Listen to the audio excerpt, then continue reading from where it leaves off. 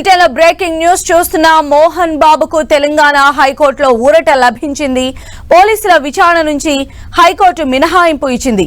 విచారణకు హాజరు కావాలని పోలీసులు ఇచ్చిన నోటీసులపైన స్టే విధించింది.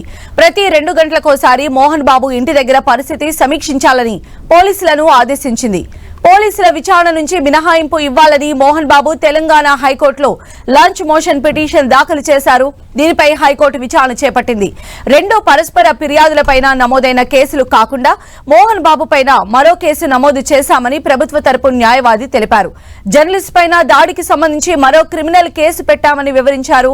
అయితే పోలీసులు పికెట్ ఏర్పాటు చేయాలని మోహన్ బాబు తరపు లాయర్ కోరగా సాధ్యం కాదని ప్రభుత్వ తరపు న్యాయవాది చెప్పారు. వాదనలు విన్న న్యాయస్థానం పోలీసులు ఇచ్చిన నోటీసులపై స్టే విధించింది.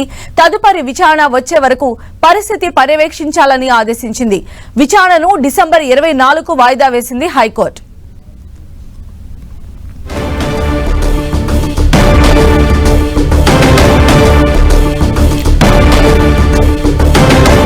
మరిన్ని అప్డేట్స్ మా ప్రతినిధి సునీల్ మనకు అందిస్తారు. సునీల్, తెలంగాణ హైకోర్టులో మోహన్ బాబుకు కొంత ఊరట లభించిందని చెప్పుకోవాలి. ప్రధానంగా పోలీసులు విచారణకు హాజరు కావాలంటూ కూడా ఇప్పటికే మోహన్ బాబుకు నోటీసులు జారీ చేశారు. ఈ నోటీసులను సవాల్ చేస్తూ మోహన్ బాబు హైకోర్టులో లంచ్ మోషన్ పిటిషన్ దాఖలు చేశారు.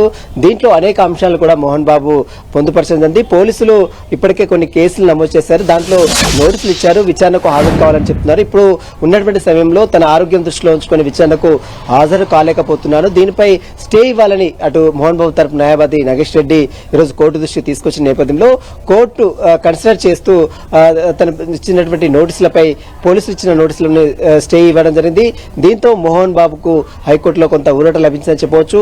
ఇక మోహన్ బాబు పోలీసుల విచారణకు హాజరు కాకుండా ఆ స్టేని అంటే మధ్యంతర ఉత్తర్వులు హైకోర్టు జారీ చేసింది. మరోవైపు మోహన్ బాబు ఇంటి దగ్గర నెలకొన్నటువంటి పరిస్థితులను దృష్టిలో ఉంచుకొని అతనికి భద్రత కల్పించాలి, ఒక పికెట్ ని ఏర్పాటు చేయాలంటూ కూడా అటు మోహన్ బాబు తరపు న్యాయవాది కోర్టు దృష్టికి తీసుకురానుంది. కానీ కోర్టు మాత్రం అందుకు నిరాకరించింది. ఎట్టి పరిస్థితుల్లో పికెట్ ని ఏర్పాటు చేయడానికి తాము కోర్టు మాత్రం అంగీకరించలేదు. దీంతో 2 గంటలకు ఒకసారి పరిస్థితిని సమీక్షించాలంటూ కూడా అటు పోలీస్ కమిషనర్ అటు సుధీర్ బాబు కూడా హైకోర్టు ఆదేశాలు జారీ చేసింది.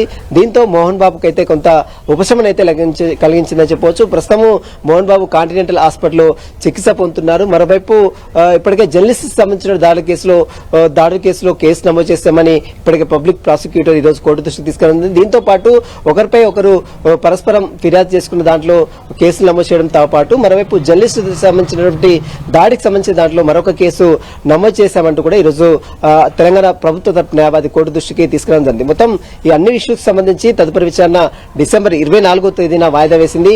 24వ తేదీన మరి కోర్టు మరి విచారణ ఇచ్చిన తర్వాత ఎలాంటి డైరెక్షన్స్ మాత్రం చూడాల్సింది చెప్పవచ్చు. సంధ్య.